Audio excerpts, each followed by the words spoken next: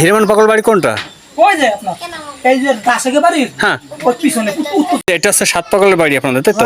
বলে আর কি মানসি বলে, তা আপনি জানেন না? জানি। হিরেমন পাগলের প্রতি অত্যাচার করছিল। হ্যাঁ, অত্যাচার করছিল চরম ভাবে। সেই খেজুরি কাটা নখের মধ্যে ঢুকে দিয়েছিল হিরেমন পাগল রে। হিরেমন্ত পাগল ও মহানন্দ পাগল এই মধুমতি জলে, তারালির মধুমতি জলে ঝাঁপ দিয়ে দেখছে যে কাকা যখন নাই তাহলে এই জীবন আর রাখবো না। তখন যেই জলে নামছে, জল সরিয়ে গেল, সরিয়ে যাচ্ছে, দৈববাণী হলো, হে মহানন্দ অত বিচলিত হচ্ছিস কেন? আমি তো তোর দেহে আসছি। ওই যে হরিচাঁদ ঠাকুর, হ্যাঁ, বাদন ঘোষ ওই মহানন্দর বেশ ধরিয়া, মহানন্দর বেশ ধরে হরিচাঁদ ঠাকুর এই হক্কাটা গোলক পাগলের গোলক পাগলের ধরা দিয়ে গুবি যন্ত্রটা আমি হারাই ফেলছি ইন্ডিয়া যাওয়ার সময়। আচ্ছা, ধুয়ে দৌড় দিয়েছিলাম বাদন ঠাকুরের হাতে ছিল। বন্ধুরা, আমি এসএম বিপ্লব নতুন একটি ভিডিওতে আপনাদের সকলকে স্বাগত। আজকে আমি চলে এসেছি গোপালগঞ্জ জেলার সদর উপজেলার নারকেলবাড়ি নাম করে একটি গ্রামে। এই গ্রামে বা একটি বাড়িতে শ্রী শ্রী হরিচাঁদ ঠাকুরের 7 ভক্ত জন্ম নিয়েছিলেন, অথবা ওই বাড়িটি 7 পাগলের বাড়ি নামে পরিচিত।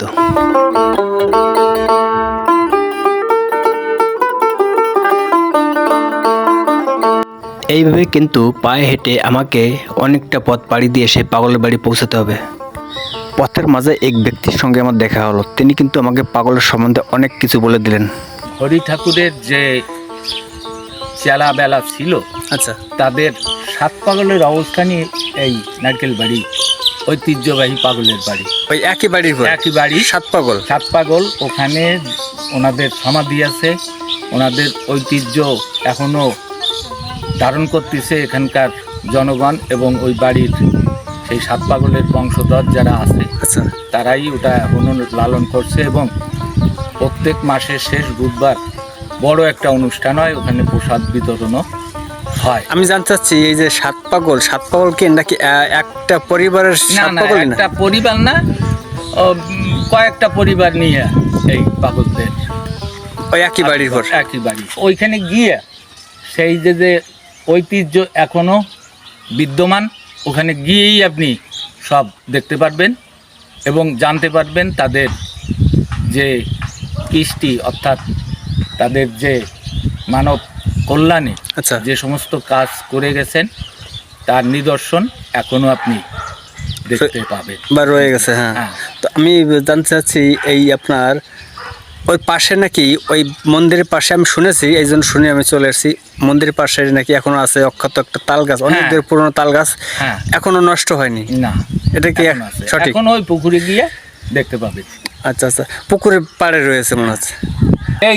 এই পাশে এই যে বাড়িটা, আচ্ছা আচ্ছা, আর এই রাস্তা দিয়ে গিয়ে হ্যাঁ, ওদিক যাওয়ারও রাস্তা আছে, ওই বাড়ি যাওয়ার রাস্তা আছে, পার হয়ে ওইখানে প্রথমেই একটা মন্দির পাবেন আপনি।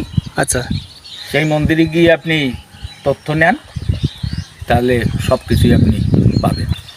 মানুষটির কথা অনুসারে আমি সেই পাগলের বাড়ির দিকে হাঁটছি, এবং পুরনো দিনের প্রত্যন্ত অঞ্চলের মাটির রাস্তা, অনেকটা পথ, প্রায় 3 থেকে 4 কিলোমিটার হবে। আমি পায়ে হেঁটে এগোচ্ছি।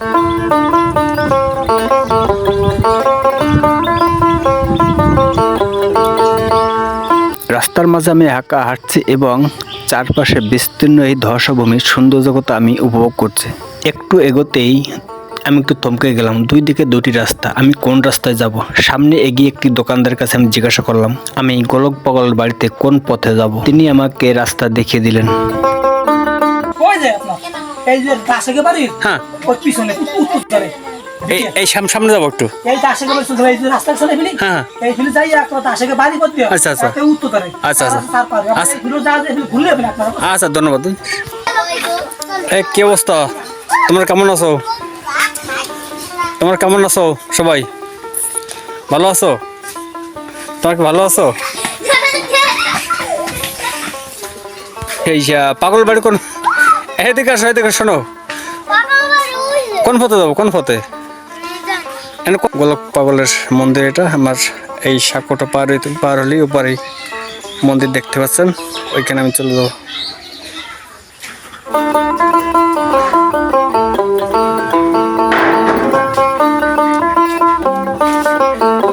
পাগলের মন্দিরে এসেই আমি দেখতে পেলাম আরও 2টি মন্দিরের কাজ নতুন শুরু করছে, এবং চারপাশটা আমি ঘুরিয়ে দেখানোর চেষ্টা করছি। মিস্ত্রিরা কিন্তু কাজ করছে, কিন্তু এখানে স্থানীয় কোনো লোকের আমি এখনও দেখা পাচ্ছি না। আমি তাদের কাছে আমি কিছু জিজ্ঞাসা করব, অনেক কিছু জানতে চাচ্ছি এবং আপনাদের আমি জানাবো।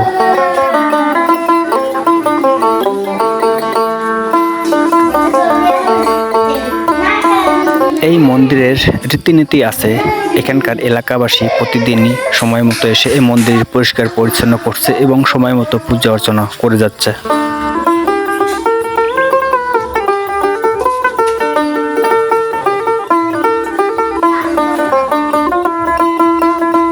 আপনারা কি পুজো করতে আসছিলেন? তো প্রণাম করতে আসছিলেন? এটা হচ্ছে সেই গোলক পাগলের বাড়ি। এক বাড়ির উপরে 7। ভালো আছেন আপনারা? কোথায় গেছিলেন? কি মন্দিরে ছিলেন? তো সেই বাড়িতে আমি চলে আসছি। আপনাদের বিস্তারিত আমি জানার চেষ্টা করব। আমার সঙ্গে থাকুন, ভিডিও দেখতে থাকুন। এই মন্দিরটি মহানন্দ পাগলের স্মৃতি হিসেবে করা হয়েছে এই বাড়িতে। এটা হচ্ছে শ্রী শ্রী সাত্তিহরি শ্রীমৎ গোলক পাগলের মন্দির। এটা কি এখানে সমাধিস্থল মন্দির? এমনি মন্দির। হ্যাঁ হ্যাঁ, গোলক পাগল সমাধি কি এইখানে কোথাও হয়েছে? ওইখানে না, কোথাও হয়নি। এটা নবগঙ্গায় দেহ ত্যাগ করছিলেন। আচ্ছা,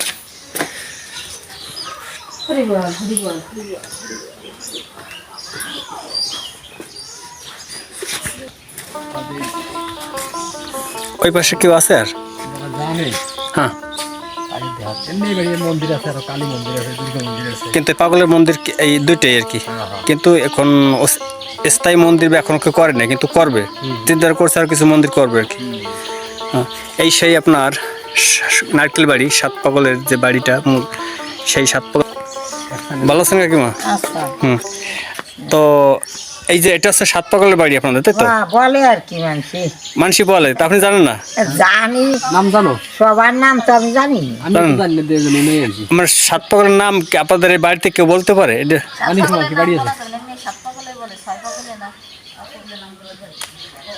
তোমার জানা আছে? 5 কোয়ারে গেছে? সর কর গেছে। আসলে ওই বন্ধে। ও আচ্ছা আচ্ছা আচ্ছা, ঠিক আছে ঠিক আছে। সমাধি। এটা হচ্ছে বদন গোসার সমাধি। হ্যাঁ। এই যে এইটা, হ্যাঁ। এখানে নতুন কাজ হচ্ছে, সংস্কার হচ্ছে আর কি। হ্যাঁ, বদন গোসার সমাধি। হ্যাঁ, আর এই যে হচ্ছে দশরথ, মহানন্দ আর অশ্বিনী গোসার সমাধি। দশরথ, মহানন্দ এবং অশ্বিনী গোসার সমাধি। এটা হ্যাঁ, এইটা এটা হ্যাঁ। এটা প্রথমে করা হয়েছিল মনে এটা হয়। প্রথমে। আচ্ছা। কারণ এটা হলো অশ্বিনী গোসা, গুরু হচ্ছে অশ্বিনী গোসার গুরু হচ্ছে মহানন্দ। হ্যাঁ মহানন্দ দাদা হচ্ছে দশরথ। হ্যাঁ, এই যে 3 জন সমাধি এই যে। এই যে হ্যাঁ। 3 পাগলের সমাধি এখানে। হ্যাঁ, 3 জনের সমাধি। আচ্ছা এইখানে 3 জনের সমাধি। আর দিন পাগলের সমাধি আছে তার আলাদা বাড়ি। দিন পাগল। হ্যাঁ, দিন পাগল আমাদের বাড়ির ওই উত্তর পাশে তার সমাধি ওই জায়গা আছে। আচ্ছা ও বাড়ির পাশে আছে তার দিন পাগলের সমাধি। আচ্ছা আচ্ছা আর কর্ণ পাগলের সমাধি আমাকে বংশেরই এই জায়গায় থাকতো। হ্যাঁ। সে এখন অন্য জায়গায় অর্থাৎ পাশের গ্রামে চলে গেছে। আচ্ছা আচ্ছা। তার সমাধিও ওই জায়গা আছে, কিন্তু তার সমাধি আমাকে এখানে তো এই বংশে 7টা পাগল এই আর কি। আমি জানতে চাচ্ছি এটা লোককথা হোক বা আমি এটা আপনার গ্রন্থে লেখা, এই যে বাড়িটা বলছে নারকেল বাড়ি, তাই না? হ্যাঁ, নারকেল বাড়ি 7 পাগলের বাড়ি। এটা কি 7 পাগল আসলে কি ছিল না? না, হরি ঠাকুরের আমলে আছে গোলক পাগল, বাদন পাগল, মহানন্দ পাগল, এই যে দিনও পাগল। এই যে এলো গুরুচাঁদের আমলে আসছে, দিনও আসতেছে। মহানন্দর পরে আসছে দিনও পাগল, হ্যাঁ। কর্ণ পাগল। হ্যাঁ। শেষ পাগল হচ্ছে আমার হিমন্ত দশরথ। এটা হচ্ছে গুরুচাঁদের আমলে। হ্যাঁ, গুরুচাঁদের আমলের এরা। গুরুচাঁদ ঠাকুরের আমলে। হ্যাঁ, এই পরে কয়জন এই 3 পাগল। হ্যাঁ, 4জন। ওই হিমন্ত ওই হরিচাঁদ ঠাকুর ওরাকান্দি গরু রাখতো। হ্যাঁ। গুরুচাঁদের গরু রাখতো। হ্যাঁ। তো ওই বাড়ি থাকি তো সে অনেক কিছু সে আনছে এটার কাছে, গুরুচাঁদের কাছে। গুরুচাঁদ ঠাকুরের কাছ থেকে। হ্যাঁ, ক্যান্সারের রোগীও সে ভালো করছে হিমন্ত ঠাকুর। হেমন্ত ঠাকুর ক্যান্সারের রোগী ভালো করছে। হ্যাঁ, মানে মুখ দিয়ে বলছে যে তোর একটু তিতলি ভাতা আমলে দেখে গেল। গরুর নাথি দিয়ে গেছে। হ্যাঁ, তো এই আপনার এই বাড়ি ছিল? এই বাড়ি ছিল। হ্যাঁ, এই বাড়িতেই এক বংশে। এক বংশের। হ্যাঁ। আচ্ছা, আর হরিচাঁদ ঠাকুরের আমলে কয় পাগল ছিল? হরিচাঁদ ঠাকুরের আমল আছে গোলক পাগল, বদন পাগল, মহানন্দ পাগল। মহানন্দ পাগল তো লীলেন ভিতেতে আছে। আর হরি ঠাকুরের আমল যেমন গোলক পাগল উঠে যায়, গোলক পাগল যখন চলে যায় তখন লীলেন ভিতে আছে। ও মহানন্দ পাগল এই মধুমতি জলে, তারালির মধুমতি জলে ঝাঁপ দিয়ে দেখছে যে কাকা যখন নাই তাহলে এ জীবন আর রাখবো না। তখন যেই জলে নামছে জল সরিয়ে গেল, সরিয়ে যাচ্ছে, দৈববাণী হলো, হে মানন্দ অত বিচলিত হচ্ছিস কেন, আমি তো তোর দেহে আসছি। দুটো জ্যোতি উঠলো, একটা গেল তারকের দিক, একটা আসলো মহানন্দের দিক। জলে ঝাঁপ দিল কি রাখবো না, যে কাকা যখন নাই তাহলে এই জীবন আর রাখবো। কাকাকে? গোলক পাগল। ও গোলক পাগল। গোলক পাগলের মৃত্যুর সংবাদ শুনিয়া উনি মধুমতিতে ঝাঁপ দিল যে পাগল যখন নাই তাহলে আমার এই জীবন আর আমি রাখবো না। মহানন্দ পাগল, হ্যাঁ, আমি এই জীবন রাখবো না, এই জীবন রাখবো না। তারপরে ওই এত নীলাম্বরীর কথা, হরিচাঁদ ঠাকুরের লেখা। হ্যাঁ হ্যাঁ, আমার দৈববাণী হলো, হ্যাঁ, পাগল দৈববাণী হলো, এই মহানন্দ তুই এত বিচলিত হচ্ছিস কেন, আমি তো তোর দেহে আসতেছি। তা দুটো জ্যোতি উঠলো গোলক পাগলের ওই সময় থেকে, একটা গেল তারকের কাছে, আরটা আসলো মহানন্দর কাছে। আচ্ছা আচ্ছা আচ্ছা। তো এই যে আমি আরেকটা পাগল আছে, তিনি হচ্ছে রাত খেমার নাকি হীরামন পাগল। হ্যাঁ, হীরামন পাগল, তিনি তো হরি ঠাকুরের শিষ্য ছিলেন। হীরামন পাগল, গোলক পাগল, এরা তো সবচেয়ে বড় পাগল আছে গোলক পাগল, তারপরে আছে হীরামন পাগল। এরা তো গোলক পাগলের মৃত্যু আছে, কিন্তু দেখাইছে হীরামন পাগলের মৃত্যু নাই। উনি যে কোথায় চলে গেল, উনি তো চলেই গেল। হীরামন পাগল কালাচাঁদ ফকির অত্যাচার করছিল, সেই বাড়ি সে এখন কেউ থাকতে পারে না। যতই মুসলমান যে আসে, কোনো মোল্লাও আসে, কি হয়েছে 2-1 বছর থাকে তার সব শেষ হয়ে। হীরামন পাগলের প্রতি অত্যাচার করছিল। হ্যাঁ, অত্যাচার করছিল চরম ভাবে। সেই খেজুরি কাটা মুখের মধ্যে ঢুকে দিয়েছিল হীরামন পাগল রে। হীরামন পাগল রে। তো সেই ফকিরের বাড়ি কি পড়াইয়া পিটি টিটি দিয়েছিল যে দুটি ধরছে বলে। তো হরি ঠাকুর সেই আপনার সেই হরি ঠাকুরের পিঠির উপর সব ওই দাগ, ওই আগুনির সব কিছু হরি ঠাকুরের। হীরামনরে যে অত্যাচার করছিল, হরি ঠাকুরের শরীরে সেই সমস্ত অত্যাচার ফুটে উঠছিল। তো শ্রী শ্রী হরিচাঁদ ঠাকুরের যে কয়জন ভক্ত ছিল বা শিষ্য, যে পাগলরা ছিল আর কি, 6 জন আর কি, টোটাল 6 জনের মধ্যে সব থেকে হরি ঠাকুরের কাছের পাগল বা বড় পাগল ছিল কি এই গোলক পাগল, এই নারকেল বাড়ি। আর দ্বিতীয় ছিল হচ্ছে আপনার রাতখামার হীরামন পাগল, দ্বিতীয় ছিল। আচ্ছা, রাতখামার যে হীরামন পাগল, ওনার কথা আমি শুনেছি, উনি নাকি বর্ষাকালে জলের উপর দিয়ে, মানে কি একটা ঘটনার পর ভিত্তি করে জলের উপর দিয়ে হাঁটে চলে গেছিল হরিচাঁদ ঠাকুরের বাড়িতে। হীরামন পাগল আবার দুধ খালো বেতনে যাই রায়বাড়ি, মা দুর্গার যাই দুধ খালো, যে মা আমি আমার দুধ দে। তারপরে তুই মাটির প্রদীপ তুই কি দুধ দিবি, অনুরাগ করে যখন হাঁটাতেছে, মা ইশারা দিয়েছিল যে হ্যাঁ দুধ পান কর। আচ্ছা আচ্ছা আচ্ছা, আমি তাহলে আপনার এই যে নারকেল বাড়ির যে গোলক পাগল, এই গোলক পাগলের মৃত্যু কীভাবে হয়েছিল, না সমাধি কি আছে? না, ওনার তো নবগঙ্গায় দেওয়া হয় ওনার দেহ। এই গোলক পাগলের দেহটা নবগঙ্গায় দেওয়া হয়। তার উপরে আগে তো দাদা করে ডাকতো। হ্যাঁ, গোলক পাগল হ্যাঁ, দাদা বলে ডাকি। শেষ দিকে যখন উনি সমস্ত নারকেল বাড়ি আসে, সবাই বলে গেল যে আমি পশ্চিমে যাচ্ছি, আসি কিনা আসি। গোলক পাগল দেহ ত্যাগ করেন নবগঙ্গার জলে। দেহ রাখে তারকের বাড়িতে, তারকের বাড়ি সে দেহটা রাখে। আচ্ছা, চলে যায় ও দেহটা বলিয়ে গেছিল যে আমার এই মা গঙ্গার কাছে আমার এই নবগঙ্গা আমার এই দেহটা দিয়ে দিচ্ছে। আচ্ছা আচ্ছা আচ্ছা, কিন্তু কোনো সমাধি দিছিল না, গঙ্গায় ছেড়ে দিছিল। গঙ্গায় ছাড়িয়ে দিছিল।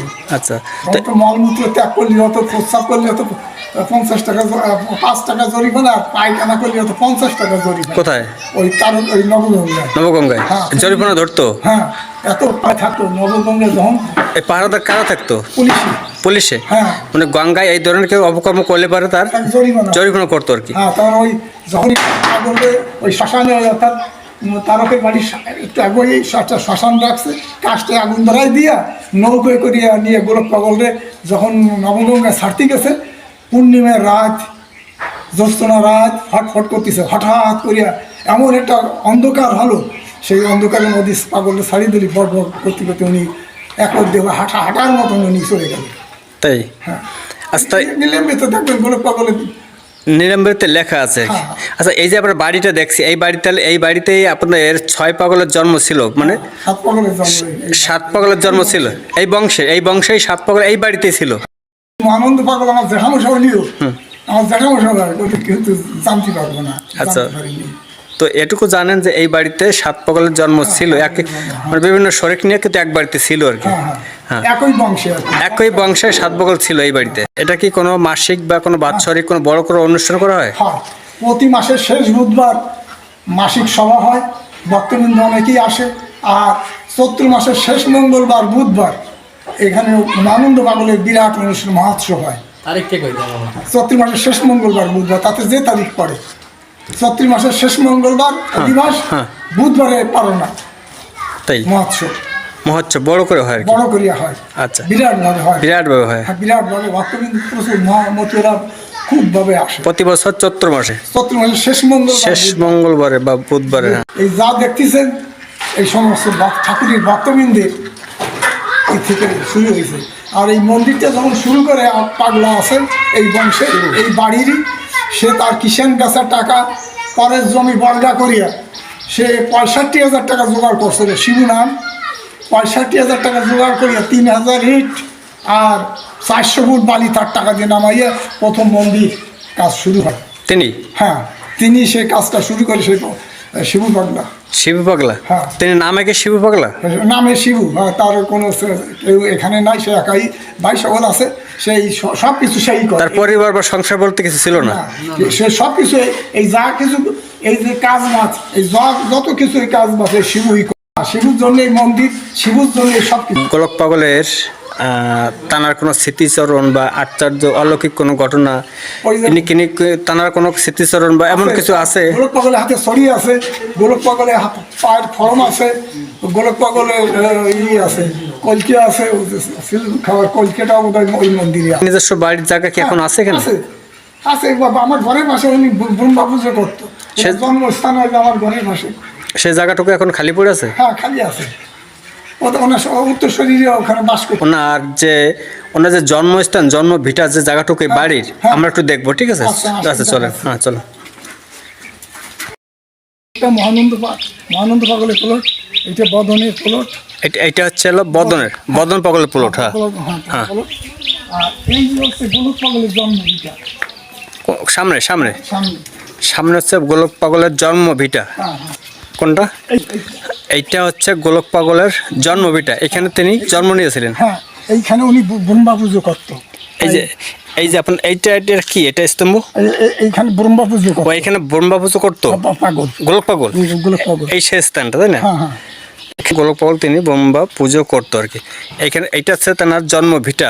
ওনার যে জায়গাটুকু ছিল এই জায়গাটুকু, কিন্তু এই জায়গাতে বর্তমান তার উত্তর শরীরে বসবাস করছেন। সেই জায়গাটা এখনো দেখছেন জঙ্গল হয়ে পড়ে আছে। আর এই জায়গাটা তো বিক্রি হয় নাই, না বিক্রি কে করবে? কে করেও নাই, সেইভাবে রয়েছে, এইভাবে চলতেছে আর কি। কিছুক্ষণ হুকা খাওয়ার পরে ডাকতিস আমার ঢুকা নেও। আচ্ছা, আমার ঢুকা নেও, দেখি আর কোনো কথা নাই। তখন উঠিয়ে যাইয়া ওই যে ঘর মহানন্দ পাগলের, ওই পাশে মহানন্দ পাগলের ঘর যাই ডাকতিস অমানন্দ। ওইটা না, এই পাশে, এই পাশেই মহানন্দ পাগলের ঘর। সামনে, তাই না? হ্যাঁ, সামনে এই যে মহানন্দ পাগলের ঘর, এই ঘরে এসে ডাকতিস অমানন্দ। এই যে এইটা হ্যাঁ, এইটা পাগলের ঘর।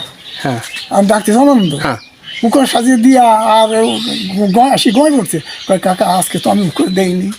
তখন আসুন বদনের ছেলে নাগরের কাছে, নাগর তুমি কি আমার উকে লাগাই দিছো? দাদা আমি তো তোমার কোনো উকে লাগাই দেই না। নাগর এই ঘরে নাগর নাকি পাগল ছিলেন?